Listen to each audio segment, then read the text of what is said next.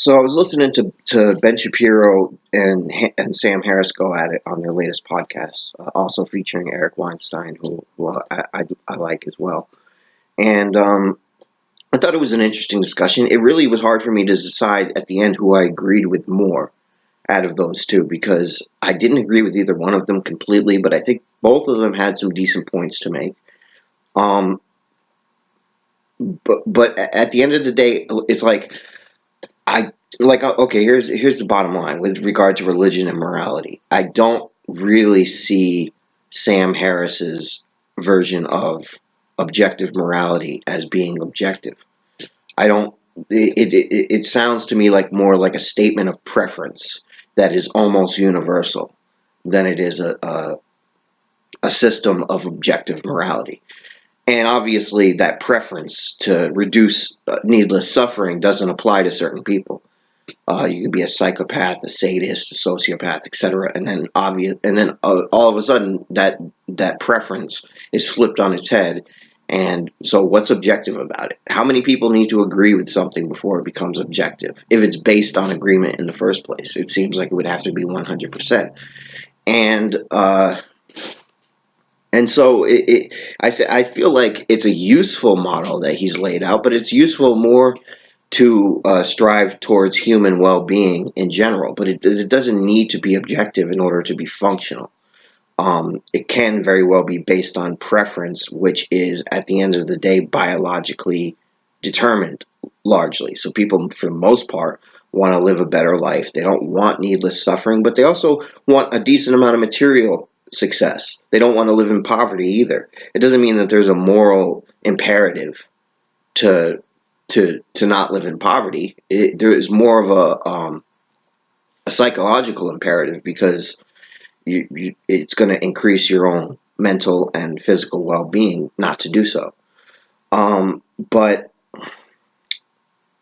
yeah, so I'm not completely on board. Like when certain people like Ben will say atheism leads to a sort of nihilism, I'm actually sympathetic to that claim, and I'm an atheist, but I feel like fundamentally, I don't believe that there are objective morals.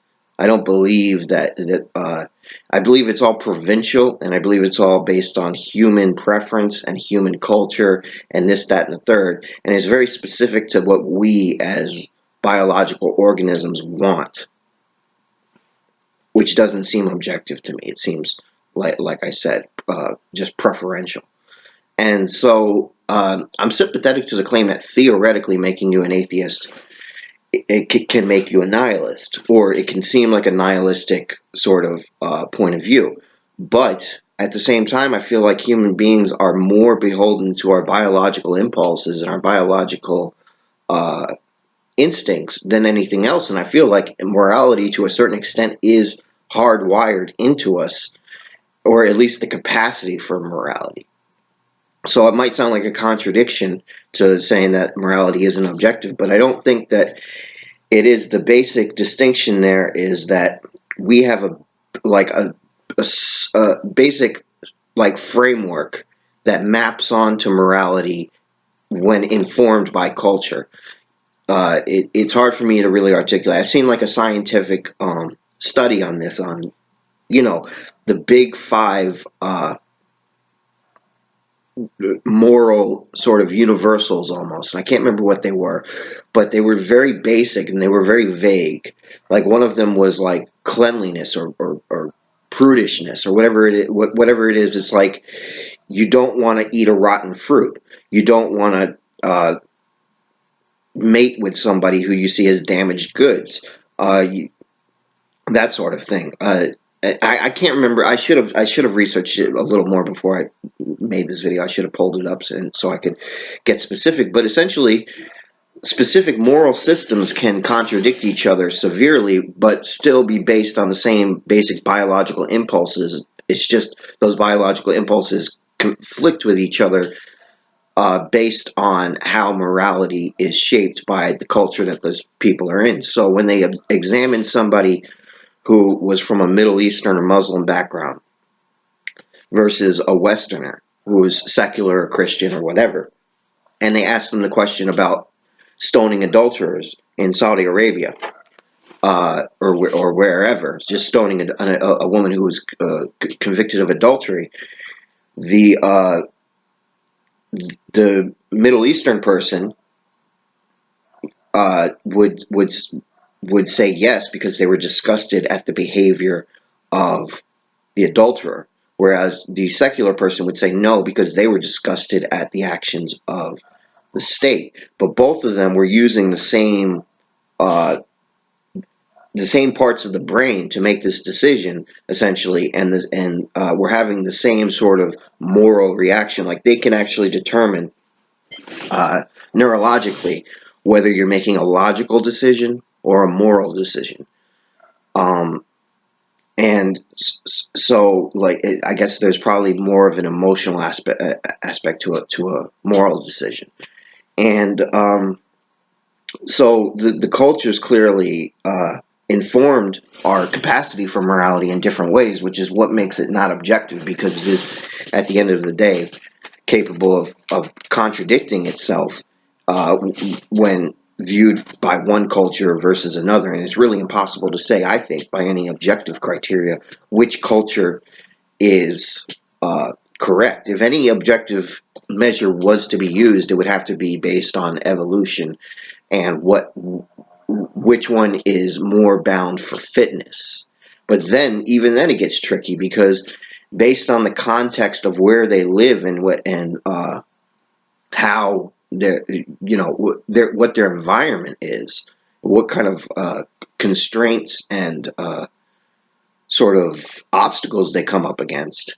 One of those approaches might be correct in their environment, and the other approach might be correct in their environment, and both of them are primed for fitness within their given environment. So neither one is inherently objectively superior to the other, because they both work where they're designed to work. Like, it reminds me of when Brett Weinstein was talking to, or Brett Weinstein, or what is Weinstein? Brett Weinstein was talking to, I think it was Sam Harris.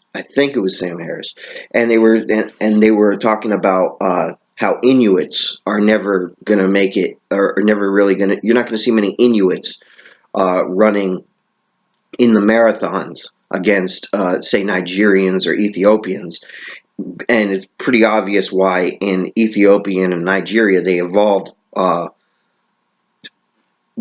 to be primed more for that sort of activity, where in the Inuits they were evolved more to conserve heat and to exist in an Arctic environment, and they really were never going to have any real need to run for extended periods of time in the Arctic. Whereas you might come across that need in Africa. And so this explains why there are biological racial differences between different groups, but neither approach is inherently objective in any sense, because they exist in different environments, and the Nigerian approach would be inferior in the Arctic, whereas the Inuit approach would be inferior in Nigeria. And so I would have to think it probably falls along the same lines with regard to morality. Now, you probably can come up with some versions of morality that are just not going to be functional anywhere. So you probably can come up with versions of morality that are almost objectively inferior to the ones that we have now. But it's harder to say that you can choose one superior version of morality that should apply universally, given that it has to exist in a given context. I think I've said enough on that. I don't want to ramble on about it for too long. I feel like I already have. But yeah, so that was basically my problem with Sam. It's always been my problem with Sam Harris's objective morality. I don't think that it's objective. I think it's functional. I think it's useful, but I don't think it's objective. Whereas Ben Shapiro, it seems to me like he's caught up on the idea that you need to have this sort of philosophical framework in which to conceptualize your own free will and your own morality in order for you to have this system in the first place. And I don't think that's it at all. I feel that rather than that, human beings had this morality hardwired into them to a certain extent in biology, and this manifested itself in our cultures, and then afterwards the philosophers came and rationalized why this was the case. So we didn't get morality after Aristotle came and talked about the prime mover. We clearly had it before Aristotle. We had it before we had the capacity for Aristotle or any of those philosophical enterprises. It doesn't make those enterprises not worthwhile or not interesting. But to say it's necessary to me seems incorrect. Clearly, we're perfectly capable of acting based on impulses and based on instincts that we don't completely understand. And it's more our own consciousness and our own longing for understanding the world that we live in that drives us into those enterprises than it is any sort of imperative that we need to have this conceptual understanding in order to continue to survive and prosper. I think that they can be useful for society, certainly. I mean, there's definitely a reason why the West has developed the sort of cultural system that it has. So I give the Christians and Aristotles of the world their due, but it doesn't mean that those systems then need to be adhered to forever, because clearly they arose out of an even more primitive context that they eventually evolved past. Like the Jewish tradition, there's clear influence on the Jewish mythologies and theology from older Babylonian and Sumerian stories. There's clear influence on the stories like Adam and Eve, Noah's flood, the Tower of Babel, all these stories that are like key aspects of the Torah, and provide key moral messages of the Torah, and have been changed to promote a monotheistic point of view in the Torah's version of these stories. There is also an earlier influence from polytheism, and there's a decent argument to be made that polytheism necessarily predates and just predates and is a like sort of prerequisite for monotheism. Monotheism cannot come first, and there's a natural evolution from polytheism to monotheism. So it doesn't mean you don't acknowledge that influence, but it doesn't also mean that you remain polytheistic forever. And I don't see why, if that's true for those systems or for those belief structures, why it wouldn't also be true for Christianity or Judaism, why we couldn't eventually evolve past those beliefs as well, while still recognizing their cultural significance on how we developed. And I think that to a certain extent, Ben is, like many religious people, sort of attached to his religion, and he just has this emotional attachment to it that makes it very difficult for them to consider that it would ever be possible or right to leave it behind. Like, for instance, when Sam Harris was arguing against Ben, and he said something along the line, he was talking about the bad passages in the Bible, which is so easy to find. Passages that just sound immoral to the modern eye, about stoning a woman because she was found not to be a virgin on her wedding day, whatever the example was, right? And Ben said, well, but Sam, you're using a version of Judeo-Christian morality to condemn that verse in the first place. And I'm not sure if that's right. I mean, it's possible that a version of Western secular morality evolved out of the Christian tradition, but it doesn't make it still Christianity. But even if it is some version of Christianity, it doesn't change the criticism. It doesn't change the fact that that God was seemingly in the story commanding somebody to do something that we now recognize as immoral. And I don't understand how religious people can square this.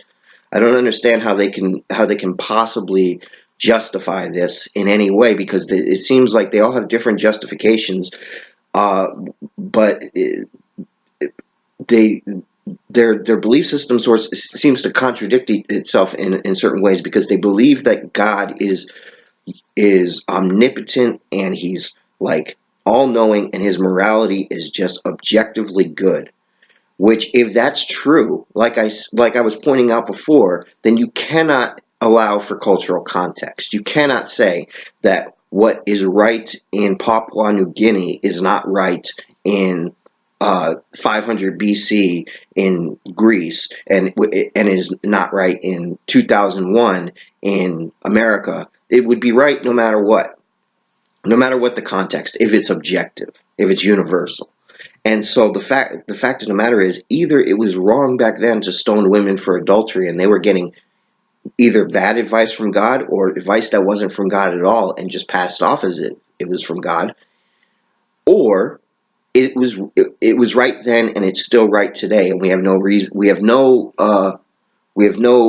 real standing to criticize the modern institution of that which happens in, like, let's say, Saudi Arabia. We have no basis based on Judeo-Christian morality if you want to allow for the objective nature of God and the universal nature of God's morality. How can you possibly criticize them for doing something that the Torah explicitly instructs you to do? That's one thing that's always struck me as strange uh, about Islam, and about the way that Christians and Jews criticize it. I understand the secular criticisms of Islam perfectly well, and I'm not a fan of Islam at all. But I don't understand, as a Jew who is talking about this great book that came from revelation from God, uh, where vast parts of the book are laying down the law, and the law was one of the biggest aspects of the Torah. It was one of the most important aspects. Story after story, time after time again in the Torah, the message was that the people of Israel were not obeying the law. They were not heeding God's law, and as a result, they were running into trials and tribulations. That's the basic theme of the book that replays itself again and again and again. If the Torah can be said to have one central theme, that's the central theme. God is instructing Israel on how to conduct themselves, and Israel is not properly heeding God's advice. And God's advice is explicitly laid out, and it includes a lot of what we would consider barbaric prescriptions for how to construct a society. And this makes perfect sense if you don't take it literally, if you don't take it as God's true word, if you take it as a cultural evolution, that this culture back then, which wasn't primitive by their standards back then,